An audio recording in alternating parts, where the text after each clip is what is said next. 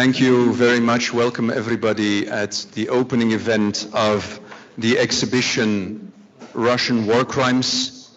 This is an exhibition that was first shown in Davos during the World Economic Forum, and at that exhibition we showed these images, the film that you will see later, in what was formerly known as the Russian House. And now, without further ado, the first person that I would like to present to you, the head of the Office of the President of Ukraine, Mr. Єрмак. Good evening, Madam President, Mr. Prime Minister, Your Excellencies, dear ladies and gentlemen. True freedom, it's nothing but justice. There it's no justice, there no freedom.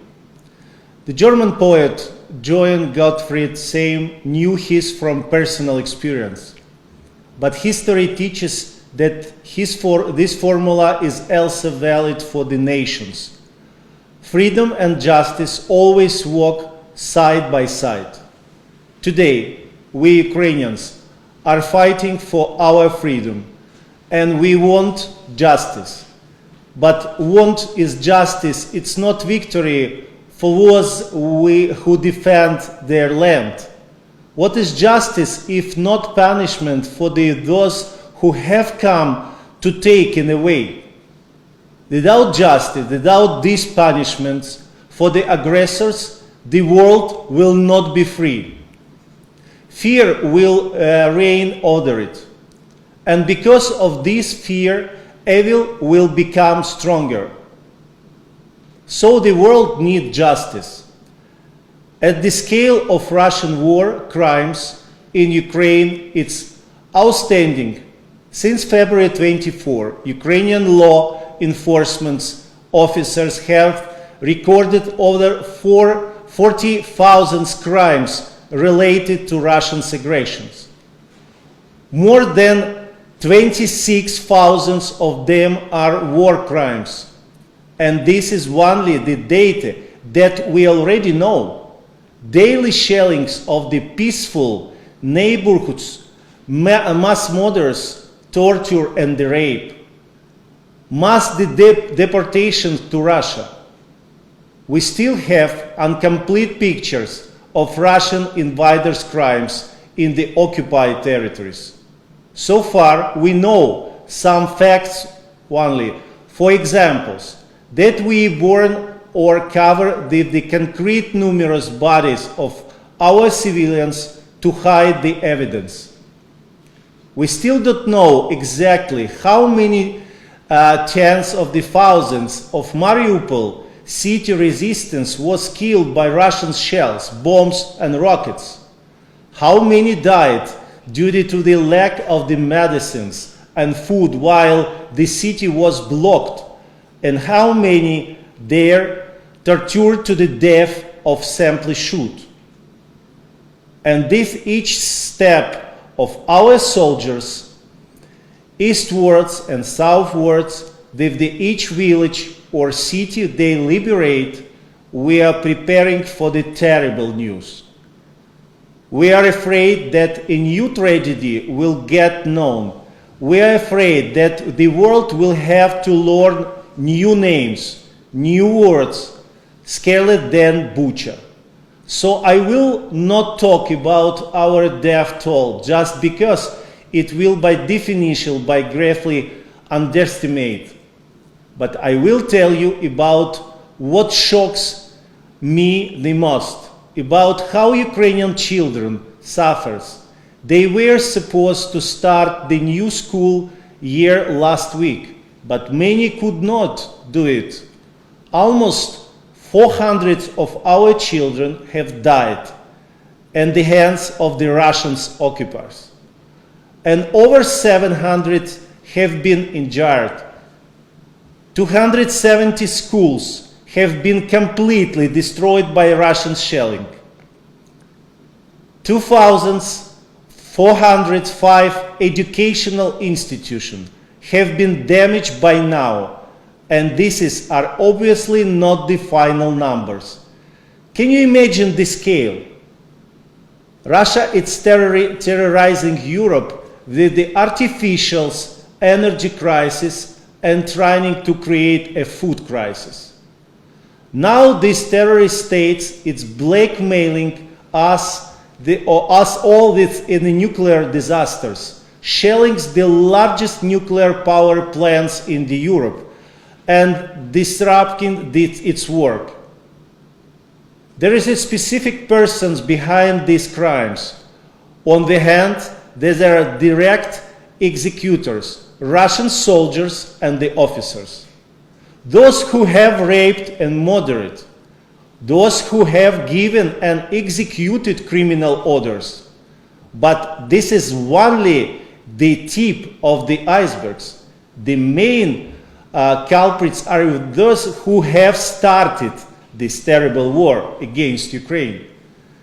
The skeptics repeat phrases about seeming impossibility of bringing them to the justice.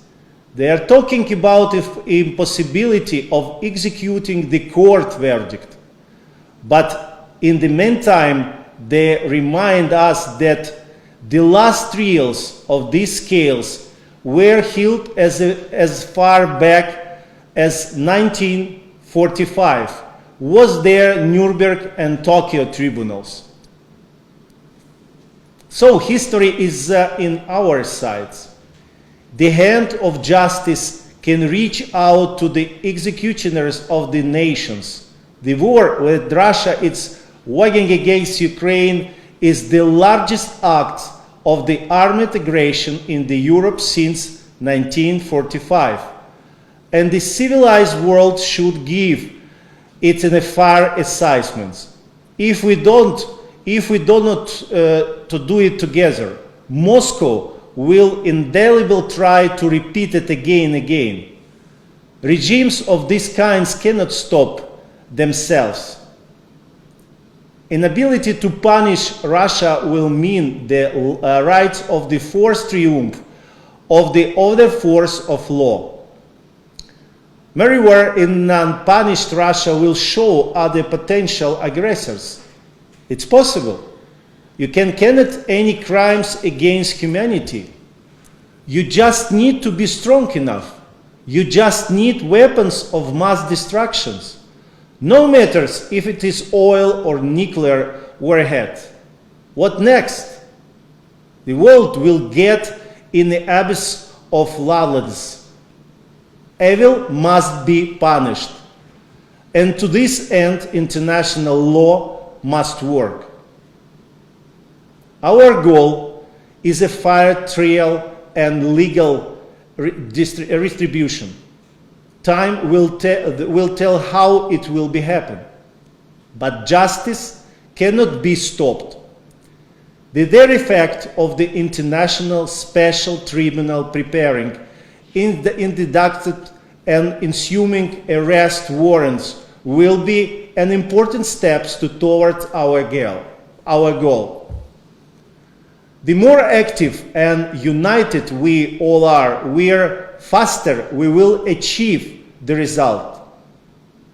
Speaking about Russia's responsibility, we mean it's been twofold. The responsibility of states and the responsibility of the Russian individuals, citizens. The United Nations International Court of Justice, the European Court of Human Rights, and arbitration can determine states' responsibility. And here Ukraine is already working, in particular for the Office of the General Prosecutor. The International Criminal Court in The Hague can prosecute the genocide crimes against humanity and the war crimes. But it's also important for us to ensure the individual's responsibility of Russian leadership for the most serious initial crimes, the crime of aggression. It is often called, like a mother of all crimes, the supreme international crime. This is a crime that has absorbed all the other international crimes, accumulate evil of the world. Ukraine initiate and has been working for the almost half of the year of the creation of the International Special Tribunal, which will try all the top leaders of the Russian Federation for the military aggression against our state. It is this tribunal what should announce suspicions to key representatives of the Russian government, issue warrants for their detention and pass legal sentences. Proving the fact of the crime aggressions committed against Ukraine will be the base for the sentence. It could be either life imprisonment and significant prison terms, and the actual execution of the sentence will take place as soon as the defendant appear on the territory of the states that joined the treaty on the establishment of the International Special Tribunal. There are the days to do this. Either international agreements between Ukraine and other states, or agreements with United Nations, or agreement with the European Union, or the Council of the Europe. On September 14, a political decision of the Cabinet Minister of the Council of the Europe regarding joint support for the creation of the Special International Tribunal is expected. I'm sure it will be a significant step toward justice. I call on the Council of the Europe, do not hesitate and fight resolutely and on the side of good.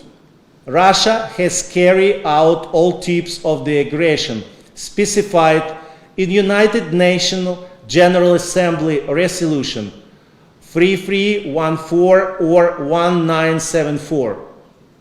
Therefore, in judgment can be adopted several months after the start of court work.